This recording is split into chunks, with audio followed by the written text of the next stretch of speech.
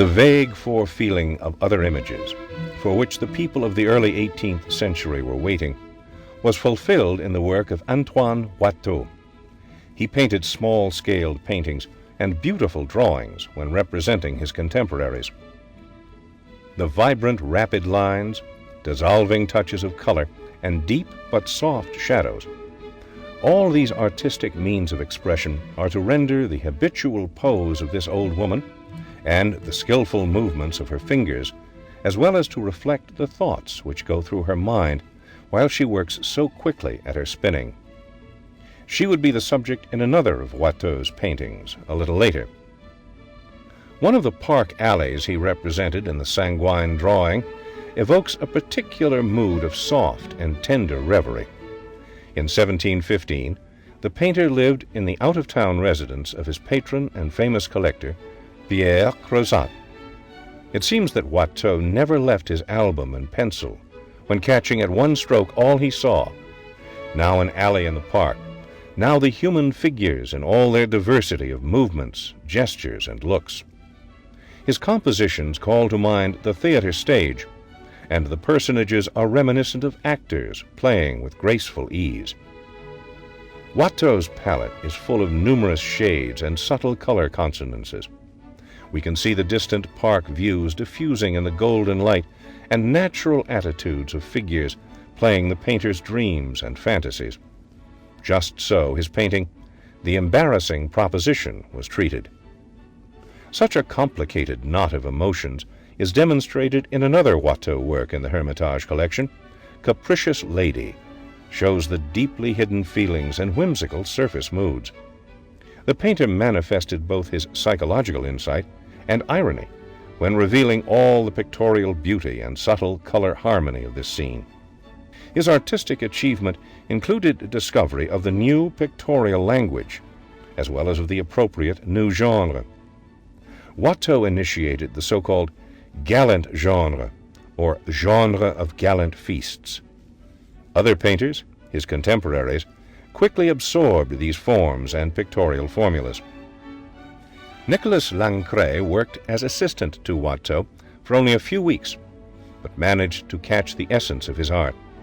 In his Portrait of the Dancer La Camargo, executed in a manner near to that of Watteau, he created a kind of theater performance where all forms are handled like charming color substances, providing actual visual delight.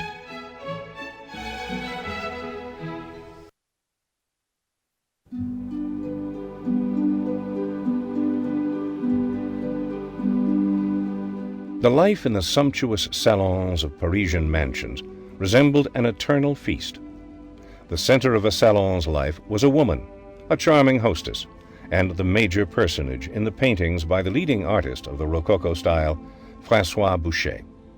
He took the place of the first painter to the king and was the favorite painter of the queen and the famous favorite of the king, Marquise de Pompadour.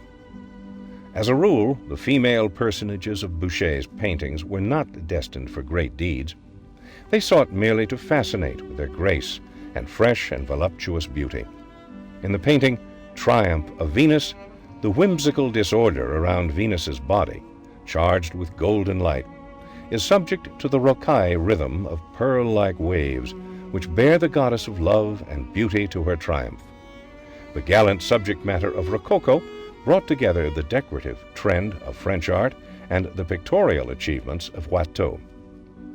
Watteau's experience can be discovered in the marvelous small landscape painted by Boucher in the vicinity of Beauvais.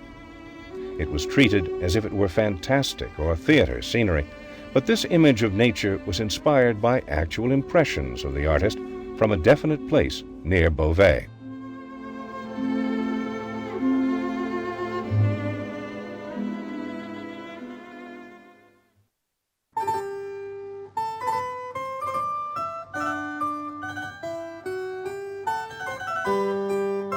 Besides the Paris of the aristocrats, there also was at the same time the Paris of the bourgeois population, the strata of the so-called Third Estate. The rights and demands of these strata were declared by Voltaire and Montesquieu, Rousseau and Diderot. The bold new ideas they uttered became the impetus which shook l'Ancien Régime in France, and brought finally to the whole of Europe the great change, the Revolution. The French bourgeois believed in the superiority of his aesthetic taste, too, and this democratic trend in French art found soon its best artistic realization. The work of Jean-Baptiste Simeon Chardin affirmed the actuality of simple and habitual life. In his small still life piece, with attributes of the artist's work and his rewards, there's a figurine of Mercury placed in the center of the harmonious and clear composition. Presented by the sculptor Pigalle to his friend and fellow artist Chardin, this figure represents here, as a work of art, the best reward of an artist. Carrying out the Rococo tradition, Chardin liked to represent women, but his types were not the noble ladies or goddesses, but calm and careful wives and mothers, tender and charming in their devotion to the family. In the painting Saying Grace, the mother instructs her little daughter, tenderly but insistently, to pronounce la Benedicite before dinner. Cardin's contemporaries considered his work the embodiment of the moral ideals of the Third Estate, though they wanted his voice to sound more loudly. That epoch demanded more distinctively the loud preacher of the Enlightenment's ideas. It was not thus an accident that philosopher and writer Denis Diderot supported the young painter Jean-Baptiste Greuze, whose works were charged with clear moral content of public importance, though their pictorial qualities were rather ordinary. Diderot directly and with enthusiasm appealed to the painter to preach further by means of painting, as it was told in his reference to Greuze's painting Paralytic. The Enlightenment's strata of Paris thus could not be of another opinion than that of Diderot.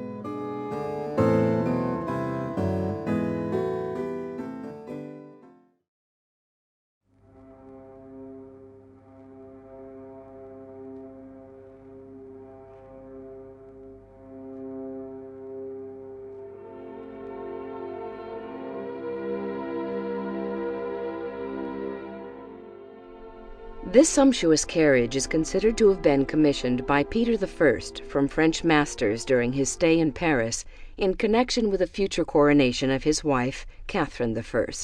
The carriage was only used at the coronation ceremony of another Russian empress, Catherine II, which took place in Moscow in 1763.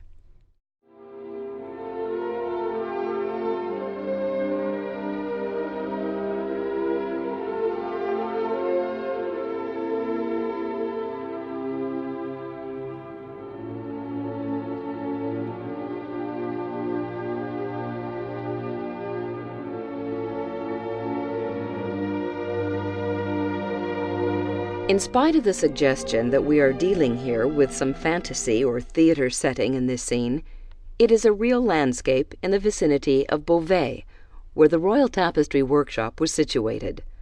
Boucher designed compositions for this workshop for many years.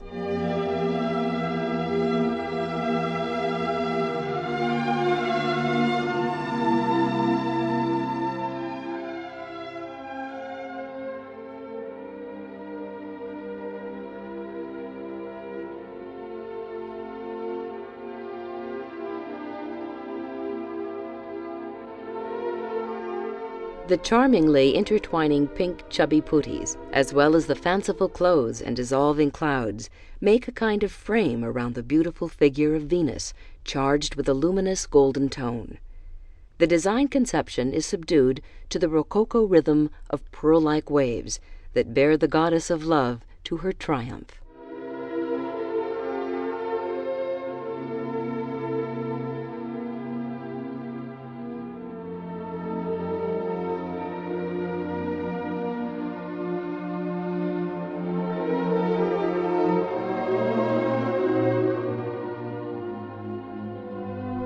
With his usual tender reverie and particular softness of color, the painter represented in this drawing an alley in the park situated on the estate of the famous collector and painter's patron Pierre Crozin.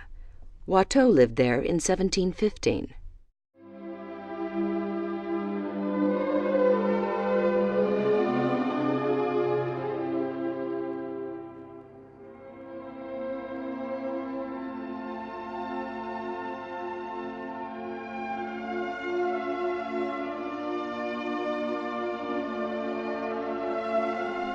This woman was depicted more than once by Watteau. In this drawing, Watteau's artistic formula, the vibrant rapid lines, dissolving touches of color and deep shadows, render precisely not only the natural posture and skillful movements of the fingers, but also something imperceptible and transient in the facial expression of this unknown old woman.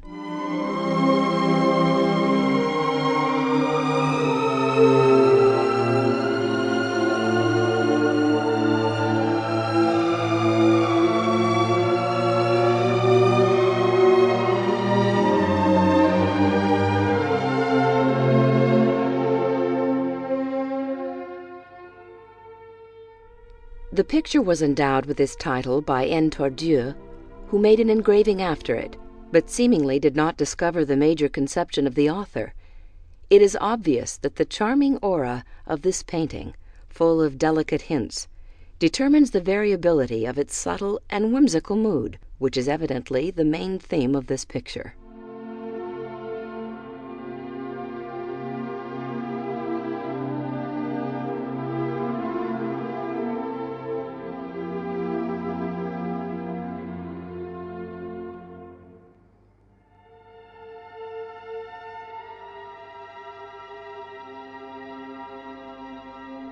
Watteau was endowed with a subtle and delicate psychological insight that allowed him to represent depth of character and the hidden relations between the subjects of his paintings.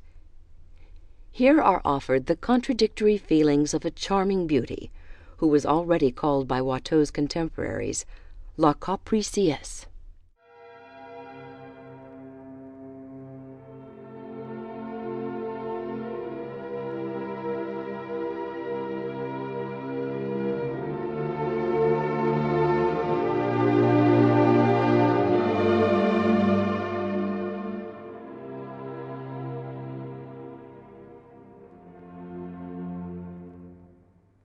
The painter offers here a convincing, though rather dull message about the virtues of the poor family at the moment when all its members, including a dog, attempt to pay attention to the sick father, whose labor nourished the family for a long time.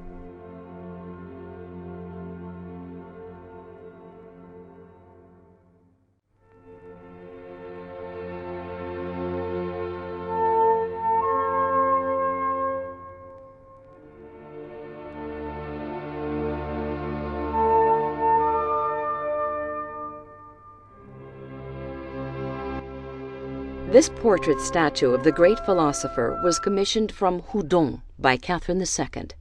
It remained in the Hermitage library until Nicholas I banished the statue from his palace. By the end of the 19th century, Houdon's statue had been returned there. It ranks as one of the masterpieces of French art in the Hermitage collection.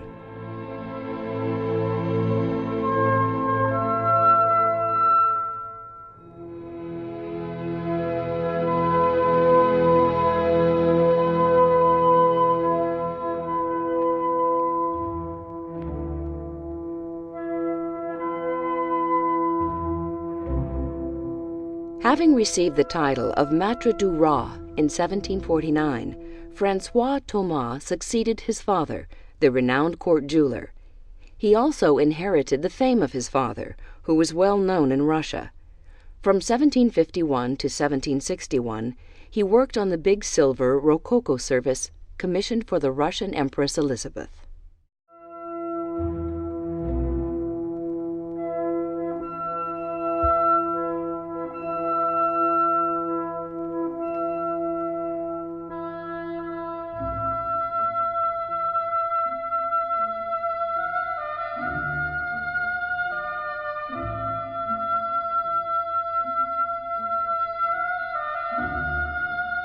Marie-Anne Lacamargo was a famous dancer of the 18th century, loved by the Parisian public. She was also one of the most educated women of that time, to whom Voltaire dedicated several poems. Lancret executed 4 versions of this portrait. One of the best of them is in the Hermitage collection.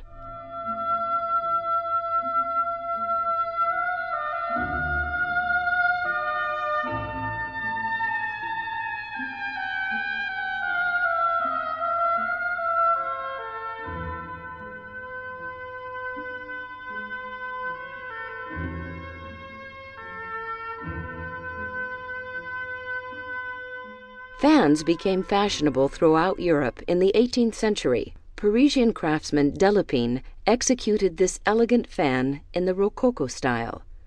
When unfolded, it offers a sumptuous scene of the feast of the Olympic gods.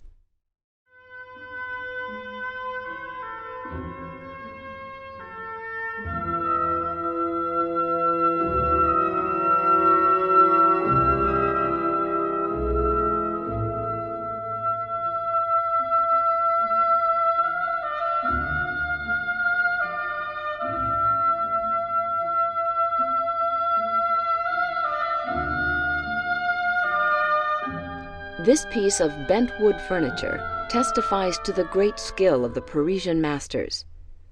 This elegant secretary, in the Rococo style, was inlaid with precious ornaments, which adorned the lids in conjunction with a bronze gilded setting, composed of curving and twisting patterns, and motifs of stems and foliage.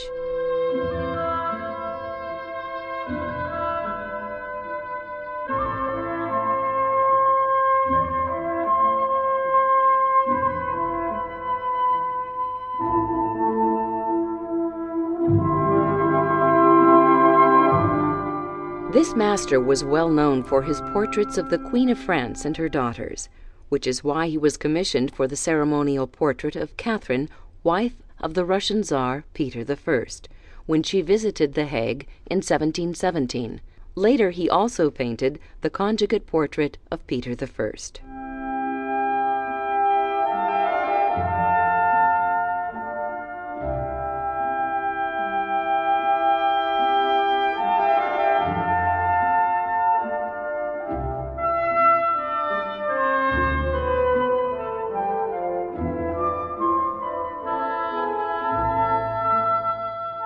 This elegant service, dated 1756, was one of the first sets produced at the Royal Factory, which was founded in the same year in Sèvres, near Paris. The set was used in the residence of the heir to the Russian throne, the future Emperor Pavel I.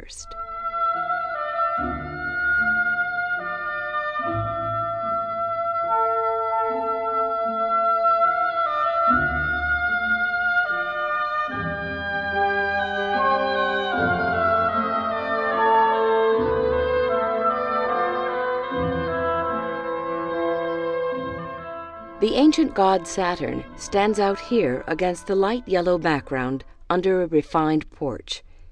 He is rendered as an allegory of winter and posed in a swift and elegant turn amidst a setting of garlands and arabesques. This Rococo tapestry belonged to the series Curtains of the Gods. It was woven after one of the sketches of Claude Audran the Younger, who was employed in the Gobelins factory.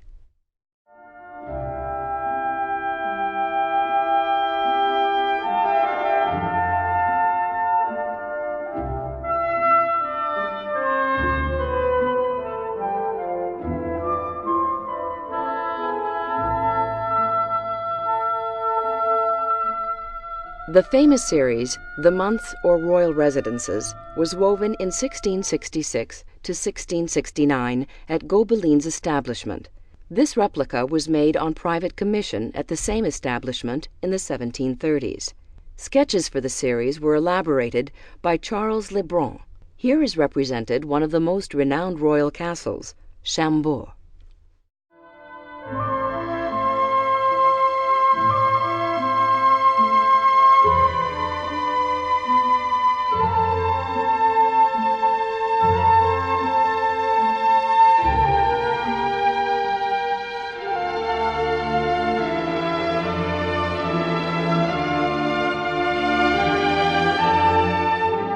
The statue of Falconet's Cupid in the Hermitage collection is a replica of the famous marble piece of 1757, commissioned in Russia by Count A.S. Stroganov and executed by the sculptor himself. It ranks as an excellent example of the master's ability to conjugate the faithfulness of motifs taken from nature with fanciful patterns of the Rococo style.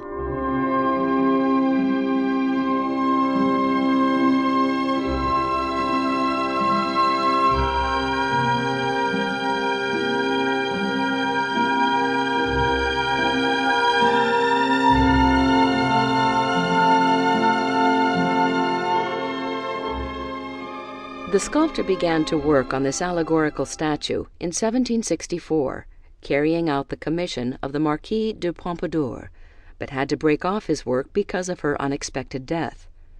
On his arrival in St. Petersburg, Falconet completed the statue, which was bought for the Winter Palace.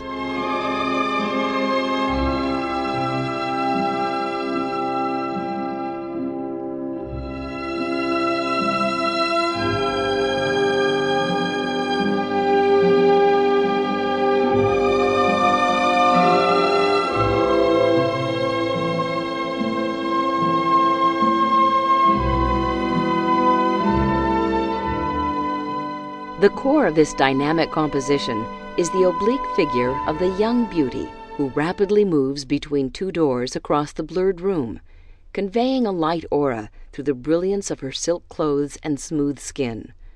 A youth swiftly catches a moment to kiss her cheek.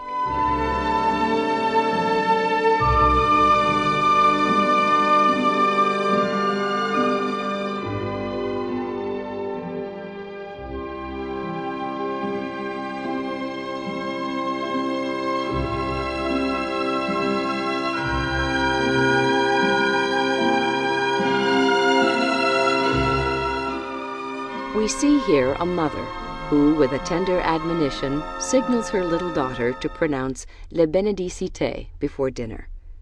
But the precious surface texture that so well distinguishes Chardin's brushwork turns the subject of moral education, the first task in the Age of Enlightenment, into an artistic message imbued with deep emotion, and not just with a rational idea.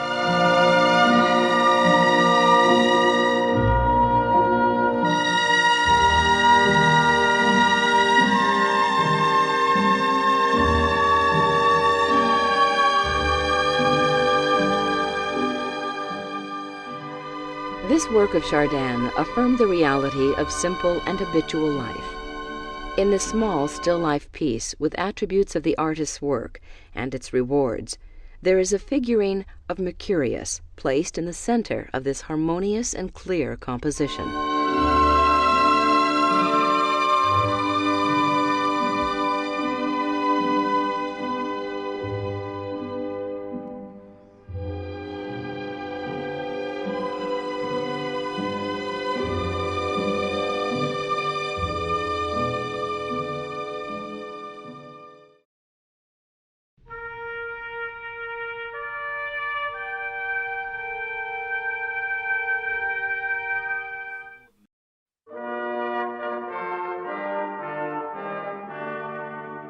In the decades before the Revolution, the ideas of the future revolution, those of freedom, equality, and brotherhood, spread more and more actively, while the excesses of Rococo seemed all the more tiresome. This is why such experienced artists as Étienne Falconet, whose marble sculpture Cupid's Warning enraptured in 1757 the connoisseurs of Rococo, later turned to the clear, large, and balanced forms based on classical formulas. Falconet's allegorical statue Winter, La Frieuse, of 1771, showed the return of classicism into the representative arts. Classical monumentalism and subtle French faithfulness of life are characteristic of the artistic language of Jean-Antoine Houdon, one of the most outstanding sculptors of France. His famous work, Voltaire, Sitting in the Armchair, was commissioned by Russian Empress Catherine I in memory of the great philosopher and writer. Dressed in the Roman toga, he is represented as an old man, placidly sitting in the armchair, while his emaciated, nervous fingers seize as if convulsive into the armrests. This detail, in conjunction with the intent look of the subject, reveal the whole profundity of Houdon's insight and his great talent in portraiture.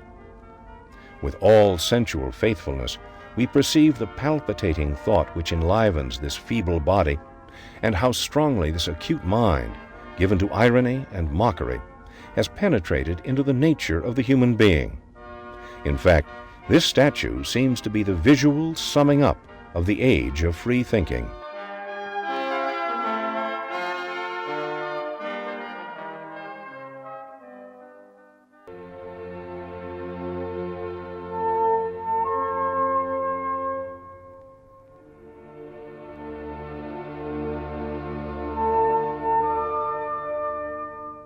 In contrast to classicism, the Romantic movement was not a rigid system of artistic rules and canons, but rather a kind of world outlook, which found its most distinctive form in literature and art. The Romantic aura penetrates even into the pure classical works, such as the portrait of Empress Josephine from the hand of François Gérard, pupil of Jean-Louis David. The Empress's portrait, destined for the Malmaison Palace, coincided with the principles of classicism in its Empire phase. The clear image is penetrated with equal and unhurried rhythm. Nevertheless, one can discover the vague romantic gleams which are provided by the free and easy pose, and such details as the shawl gliding down from finely molded shoulders, a forgotten bunch of flowers, by the exquisite femininity of the figure and the miraculous density of the park behind the terrace in the distance. The elements of the romantic conception of the world and of a man acting in this world one can observe even in the works of such ardent opponents of Romanticism as Jean-Auguste Dominique Ingres. Whom did he wish to represent in the portrait of Count N. D. Guriev of 1821?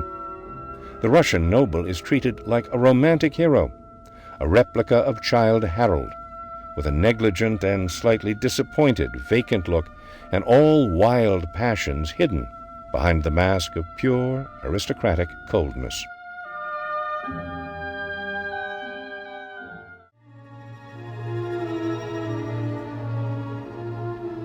An inner, inherent sense of color is the very essence of painting, and the actual freedom of an artist was characteristic of the artistic mind of Eugène Delacroix, the leader of the Romantic movement for several decades. His painting in the Hermitage collection, Lions Hunt in Morocco, is filled with color currents which now swing up and boil like stormy sea waves, now thicken into dense verdure of the mighty crown, now envelop with strong and hurried brush strokes the lurking hunters. The tense and passionate expectation the battle dominates seemingly over nature itself, and this tension seems to burst open in the flashes of red strokes now on the figure of the Arab, now on the jaws of a huge, infuriated lion, which licks its wounds while preparing for fierce battle. It seems that nature itself is imbued with passionate expectation of the battle. The artist himself frankly confessed that he was animated by inspiring rage when depicting this scene. This picture was painted in 1854, when he was 56. It is well known that this, the most inspired artist of the time, nominated himself as a candidate for a member of the Institute, the former Academy of Art, 8 times, and this long wait ended only with his election in 1857, a few years before his death.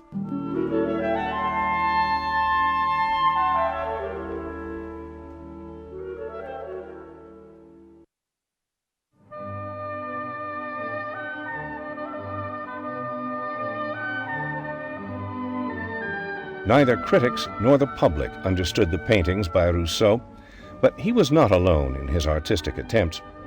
He settled in the village of Barbizon in the forests of Fontainebleau, not far from Paris, where the artistic colony formed by all artists who were inclined to a non-academic landscape style. The major aim of these painters was to work outdoors, using all fresh observations of working at plein air. They were accustomed to paint rapidly, taking into consideration the changing lighting, moving clouds, and the mobile state of living nature. They attempted to catch the changing colors of nature, blue sky and golden clouds reflected in a puddle, as one can see in the painting by Jules Dupré. Unhurried cows not only enliven the color scheme with their chestnut backs, but seemingly defy the salon's tastes and canons of establishment art. Jean-Baptiste Camille Corot, in contrast, was not inclined to excite the public discussions. After his training with classicizing landscape painters, he went to Italy, where he developed his highly sensitive tonal handling of light and distance. He worked from nature, but his landscapes were always very carefully composed. He never abandoned the traditional, classical, mythological or allegorical, and religious subjects. Corot deeply loved nature, which is why he was so close to the Barbizon school. His attitude toward nature was romantic in its foundation, and he was inclined to choose the motifs and states of nature permeated with a poeticizing, lyrical, and sometimes melancholic aura. Charles-François d'Aubigny attempted to observe and to paint images of nature while on a moving boat, gliding downstream on the Oise, and rapidly fixing on canvas the changes of the cloudy sky and its reflection in the water, using colored patches to render mixed grass on the riverbanks or the village houses in the distance.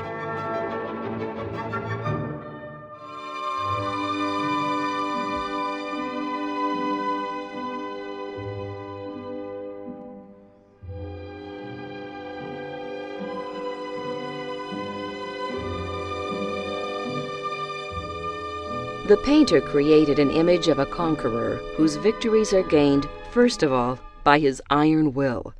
It is no mere chance that the blade of his saber bears the inscription, Bonaparte, Italian Army, and on the belt buckle there is the monogram BLP.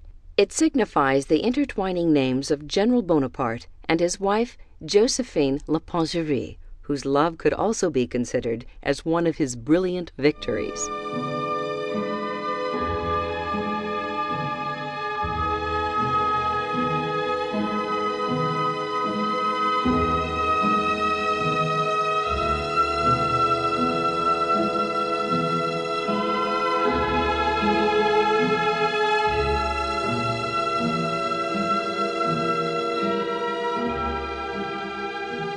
Not only the painter's own impressions of his journey over Morocco, but also his passionate interest in Rubens determined the fascinating romanticism of this picture.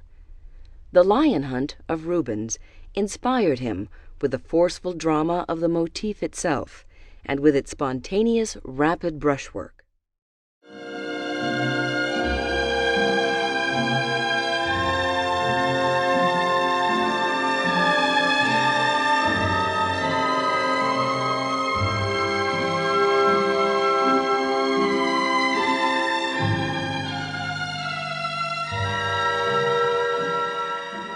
Being plunged into the new process of plein air painting, Dubinet ordered built for him a kind of floating studio.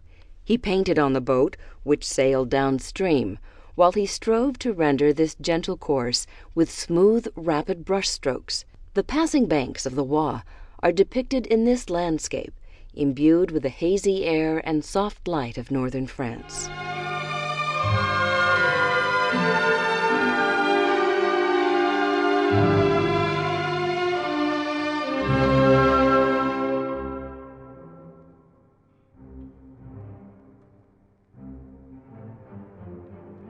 This painter was one of the leading painters of the Barbizon school. His colorful and rich palette evokes the impression of the wonderful freshness of nature, as in this view purified by the rain. We enjoy, as if in reality, the luxurious foliage, the luminosity of the sky, the humid soil, and the clouds moving away toward the visible horizon.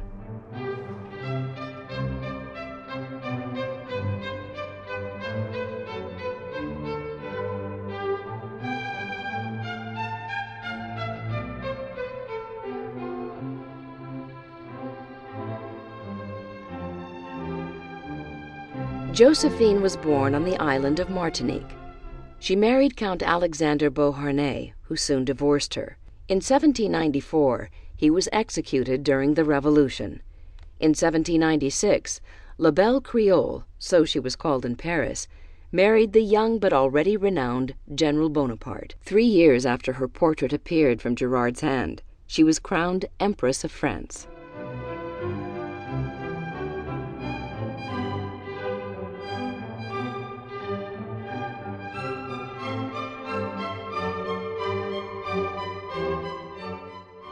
A simple rural motif turned, under Corot's brush, into a scene full of poetic spirituality and tender softness, which is so characteristic of the imagery of this painter. Nature is permeated with a calm life and inner beauty that emerge imperceptibly in the vague atmosphere created by the subtle tonal harmony of his painting.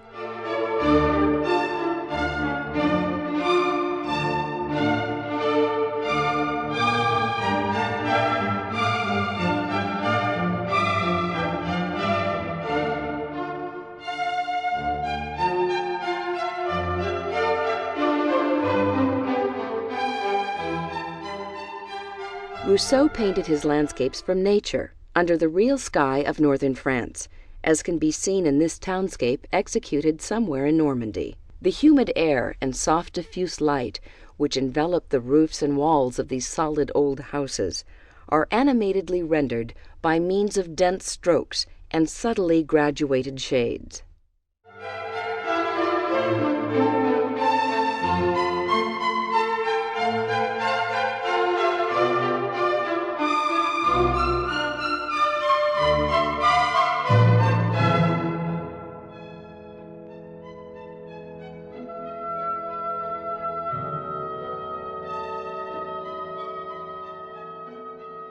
The French master represented the character as the high social state of this young Russian aristocrat, with his usual keen, if not cool, insight. As a youth, Count Guriev served in the army and participated in the campaign against Napoleon Bonaparte. At the age of 26, he was appointed aide-de-camp to Emperor Alexander I. Later, he became a renowned diplomat.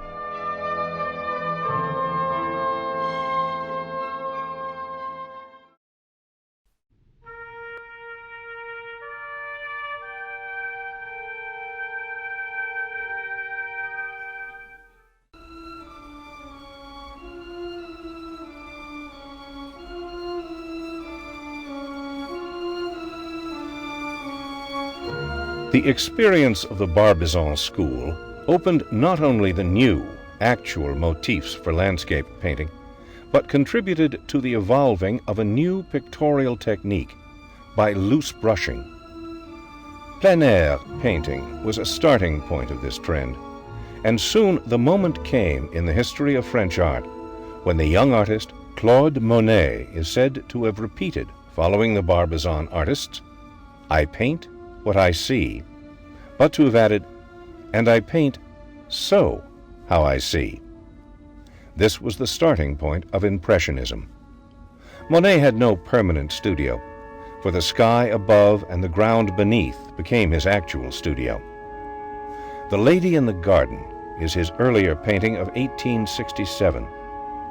We can see the moving flowers charged with bright light and the long, mobile shadows. The white dress is painted with blue in the shadows, for it was here the true hue created by the shadow from the orange-yellow umbrella. In the autumn of 1876, Monet lived in the country house of his friend and patron, Dr. Rochide, at Montgeron. From the early morning, one could see him there near the pond and the blooming brushwood, working at one of his huge canvases. He painted quickly in order not to omit all details of the changing lighting. Monet did not draw in the academic sense of this word. Drawing was not the object of his artistic conscience. Monet achieved a scintillating, fresh range of tones when applying them pure in minute touches to the white ground of the canvas. Such canvas seen at a short distance seemed to be a plain surface covered with innumerable and irregular colored patches, but at some distance from the canvas they miraculously turned into mobile image throbbing with life and excitement, with swinging flowers, fleeting ripples, quivering verdure. To represent at one stroke the changing pulsation of life, and to get the immediate connection between the painter's eye perceiving nature's color and the canvas surface bearing his pigment's equivalent, without turning either to any conception of content or to literary subject. It was the new method of working at the painting, as well as the art, which had to render the mentality of the mid-19th century. It was the discovery of Claude Monet, but it was also the outcome of the life of a whole group of men. Alfred Sisley painted his picture in the Hermitage collection, The Town Villeneuve-la-Garenne, in 1872. It displays the living and immense space, imbued with light and air. But the impressionist brushwork of the artist created the volumes with solid forms of the tree trunks and houses of the provincial French town.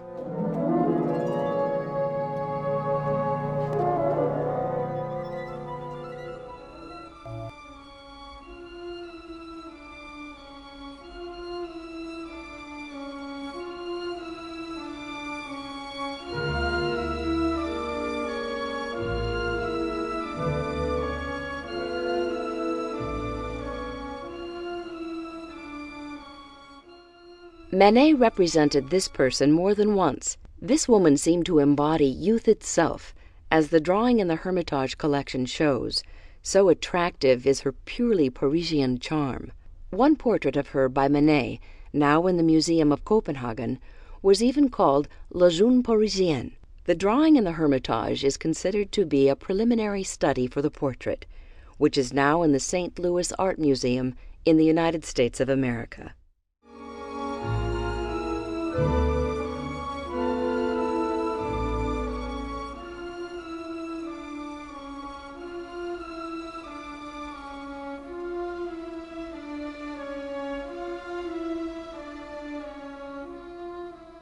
In Monet's early picture, The Lady in the Garden of 1867, the white dress is painted with blue, for in the shadows there always appears the complementary color of the light, as here an orange-yellow umbrella requires a turquoise-blue dress.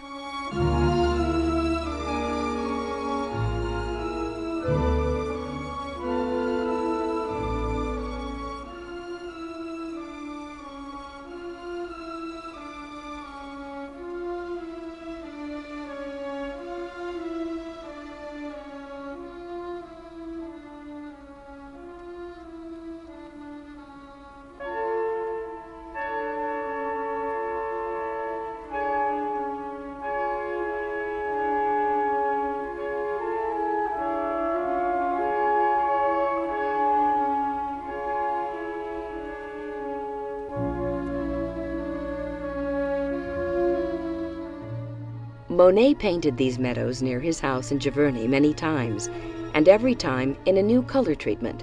The misty air envelops the earth, the high trees in the distance, the grass, and all the immense breadth around, fusing into a living entity all the richness of color of nature.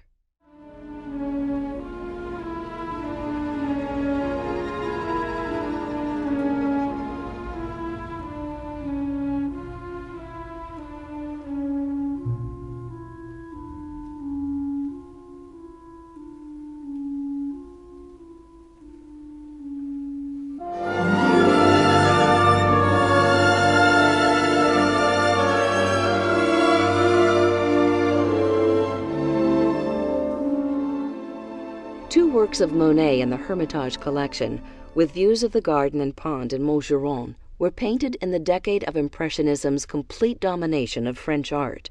The surface of the canvas seems to be covered with color spots so rapidly and easily, and it was this fourth dimension, or impression of time, that was Monet's major artistic aim, because it allowed life, as well as nature, to be perceived in all its transient beauty, here in the light and freshness of its autumn coolness.